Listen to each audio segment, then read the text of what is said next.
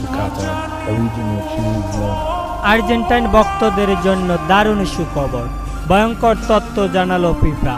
সেমিফাইনালের ম্যাচের আগে অজরে কাঁদছে কানাডা। বিস্তারিত জানুন পুরো ভিডিও জুড়ে। দর্শক, রুদ্ধশ্বাস জয়ে ইকুয়েডরকে হারিয়ে সেমিফাইনালের টিকিট কেটেছিল আর্জেন্টিনা। সেমিতে তাদের প্রতিপক্ষ কানাডা।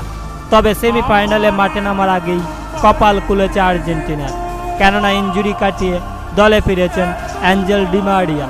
শুধু তাই নয়, 10 তারিখ দুদল মুখোমুখি হওয়ার আগে এক রোমাঞ্চকর তথ্য জানালো ফিফা। ফিফা জানান যে সেমিফাইনাল ম্যাচে ব্রাজিলিয়ান কোনো রেফারি থাকছেন না, কেননা ব্রাজিলিয়ান রেফারি থাকলে কানাডার পক্ষ নিতে পারেন।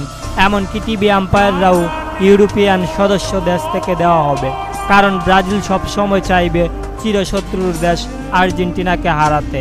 তো দর্শক, এই বিষয়ে আপনাদের কি মতামত জানিয়ে দিন নিচে কমেন্ট করে। ধন্যবাদ সবাইকে।